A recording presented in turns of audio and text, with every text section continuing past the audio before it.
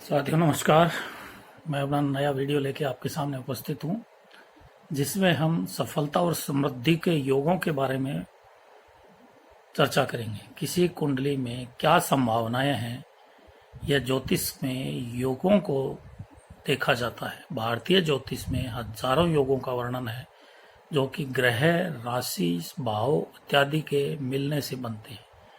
हम उन सारे योगों का वर्णन न करके सिर्फ कुछ महत्वपूर्ण तथ्यों का वर्णन करेंगे, जिससे यह पता चलेगा कि जातक कितना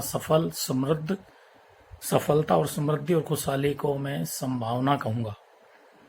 किसी कुंडली की संभावना निम्नलिखित तथ्यों से लगाई जा सकती है। आइए देखते हैं। दोस्तों, इस भाग में हम कुंडली में सफलता एवं समृद्धि के योगों के बारे में चर्चा करेंगे। तो शुरू करते हैं। किसी कुंडली में क्या संभावनाएं हैं, यह ज्योतिष में योगों से देखा जाता है। भारतीय ज्योतिष में हजारों योगों का वर्णन है, जो कि ग्रह, राशि, भावों इत्यादि से के मिलने से बनता है। हम उन सारे योगों का वर्णन न करके कुछ महत्वपूर्ण तथ्यों का वर्णन करेंगे, जिससे हमें पता चलेगा कि जातक कितना सफल और समृद्ध होगा। किसी कुंडली की संभावना निम्नलिखित तथ्यों से पता लगाई जा सकती है। नंबर 1, लग्न की शक्ति। नंबर 2, चंद्र की शक्ति। नंबर 3, सूर्य की शक्ति। नंबर 4, दशम भाव की शक्ति। और नंबर 5, योग। लग्न, सूर्य, चंद्र एवं दशम भाव की शक्ति पहले दिए हुए 14 नियमों के आधार पर निर्धारित की जा सकती है। योग इस प्रकार है। योग कारक ग्रह है। सूर्य और चंद्र को छोड़कर हर ग्रह 2 राशियों का स्वामी होता है। अगर किसी कुंडली में कोई ग्रह एक साथ केंद्र और त्रिकोण का स्वामी हो जाए तो उसे योग कारक ग्रह कहते हैं। योग कारक ग्रह उत्तम फल देते हैं और कुंडली की संभावना को भी बढ़ाते हैं। उदाहरण से, कुंभ लग्न की कुंडली में शुक्र चतुर्थ भाव और नवम भाव का स्वामी है। चतुर्थ केंद्र स्थान होता है और नवम त्रिकोण स्थान होता है।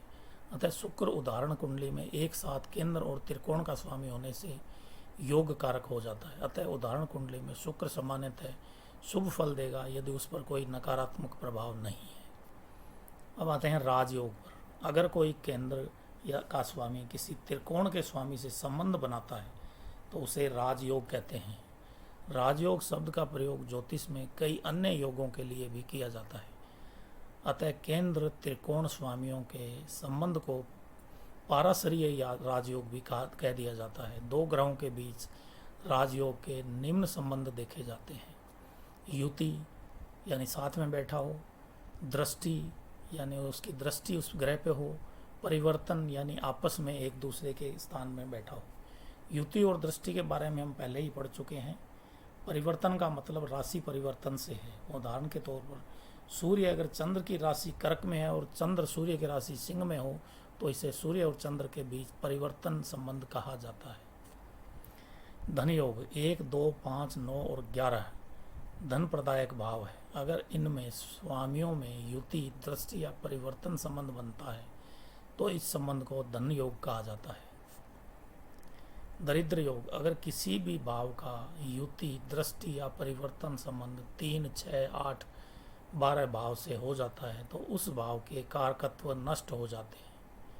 अगर 3, 6, 8, 12 का यह संबंध धन प्रदायक भाव 1, 2, 5, 9 और 11 से हो जाता है तो यह दरिद्र योग कहलाता है।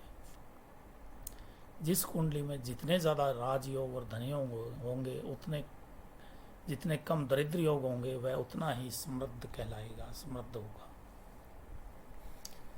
तो दोस्तों, आज का वीडियो यहीं तक। अगले वीडियो में फिर मिलते हैं किसी नए विषय पे। धन्यवाद दोस्तों, मेरा वीडियो देखने के लिए।